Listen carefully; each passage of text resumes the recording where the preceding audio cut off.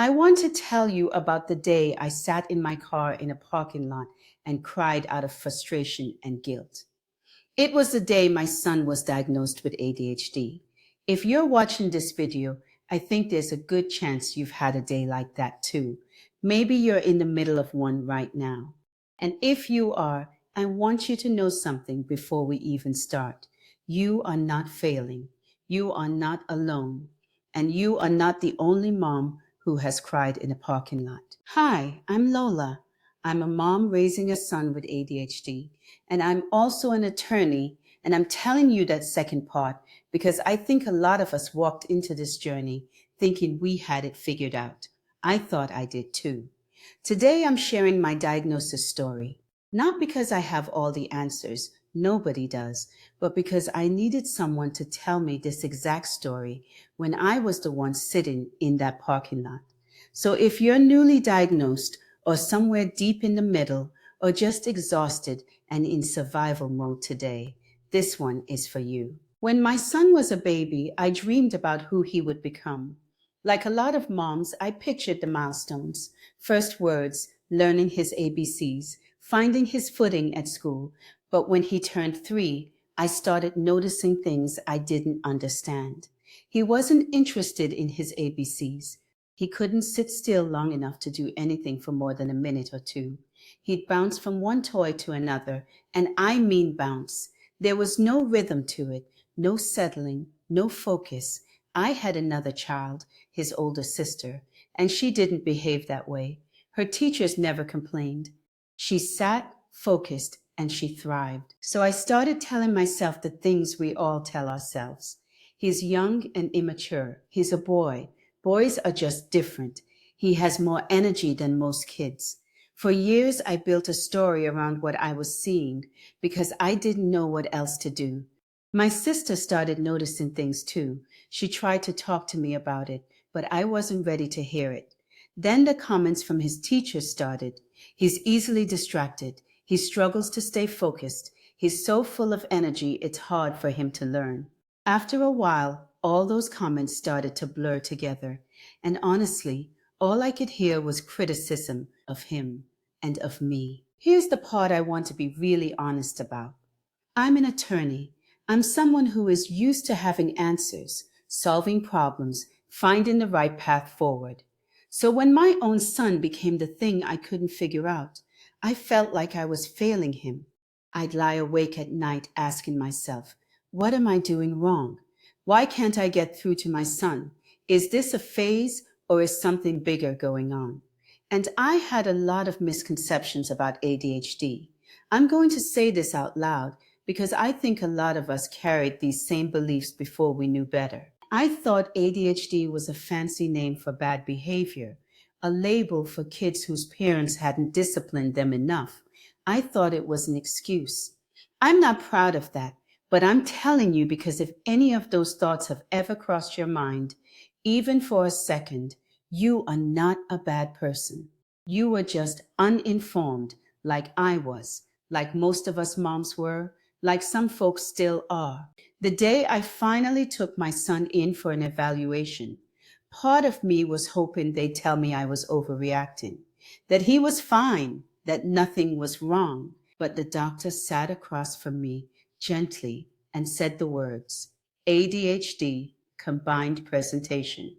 I held it together in that office. I nodded. I asked the right questions. I thanked them. And then I walked out to my car and I sat down and I lost it. I cried because I was scared. What did this mean for his future? Was I a bad mom for not seeing this sooner? Would he be okay? Would school be okay? Would his friendships be okay? Would he have a normal life? And underneath all of those questions was the one I didn't want to say out loud.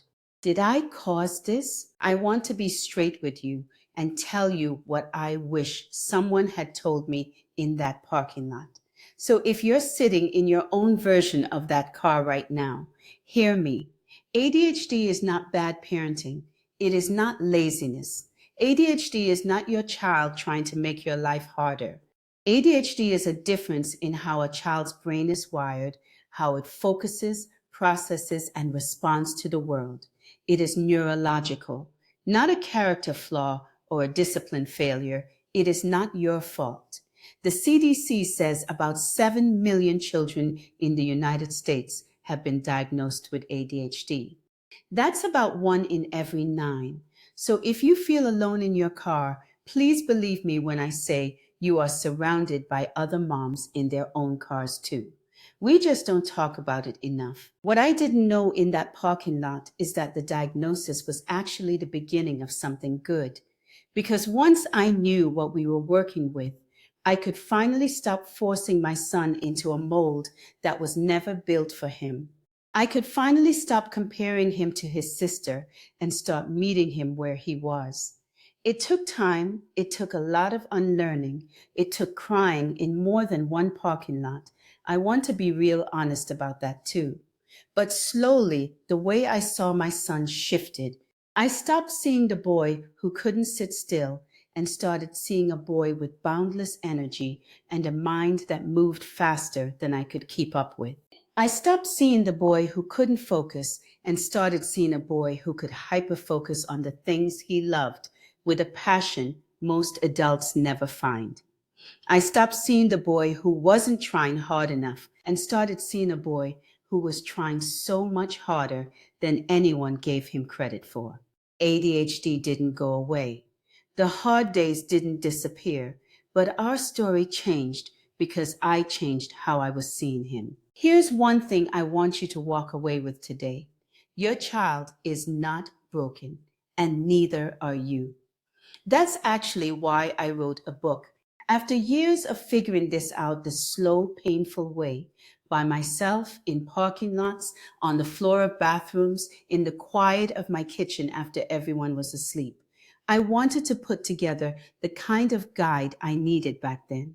It's called From Chaos to Calm, a 30-day rescue plan for ADHD moms. It's not a clinical textbook. It's not full of jargon. It's one mom to another, walking you through understanding your child, building a calmer home, creating routines that actually work, handling the hard behaviors, navigating school, and a whole chapter just for you, mom, because you matter too. There's also a companion workbook with the actual tools, the checklists, scripts, planners, and worksheets. The pages I built so you don't have to figure all this out from scratch like I did. Both links are in the description below. And if today's video made you feel anything, if you want to sit with other moms who get it, who've cried in their own parking lots, who don't need you to explain why a Tuesday afternoon left you in tears, I want to invite you somewhere. It's our Skool community. It's called Mom Parent ADHD, the exhale and reset room for ADHD moms. It is for moms like us raising children with ADHD who are tired of surviving the hard days alone. It's your place to breathe, reset, and feel seen. I'll drop the link in the description of this video. There's no test, no perfect mom requirement. Just come. One more thing before I let you go. If you watch this whole video, you are already doing something that takes real courage. You are looking for answers. You are trying. You are showing up. That matters more than you know. I'll see you in the next one. And remember, give yourself grace, one imperfect, compassionate day at a time. You've got this.